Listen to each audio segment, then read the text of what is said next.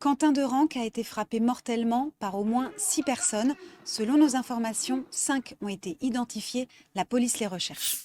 Quentin avait 23 ans. Cet étudiant, militant nationaliste proche de collectifs d'extrême droite, est mort samedi des suites de ses blessures après avoir été lynché dans les rues de Lyon. Ces images, tu les as peut-être déjà vues. Elles sont très violentes. On voit Quentin recevoir un coup de pied dans la tête alors qu'il est par terre, immobile, près d'un lampadaire. À l'heure où je te parle, les agresseurs n'ont pas encore été arrêtés. Mais selon les infos de France Télévisions, 5 personnes ont été identifiées. Certains suspects sont fichés S. Ça veut dire qu'ils sont soupçonnés d'atteinte à la sûreté de l'État. Dans ce cas précis, ils auraient appartenu à un groupe d'extrême gauche, la Jeune Garde antifasciste. Ce groupe de 200 militants a été fondé en 2018 par celui qui est devenu député de la France Insoumise, Raphaël Arnaud. Officiellement, ce groupe n'existe plus depuis juin 2025. L'agression de Quentin a eu lieu en marge d'une conférence à Sciences Po Lyon de la députée européenne de la France Insoumise, Rima Hassan. Ce matin, le ministre de l'Enseignement supérieur, Philippe Baptiste, a annoncé qu'il n'y aurait plus de meeting dans les universités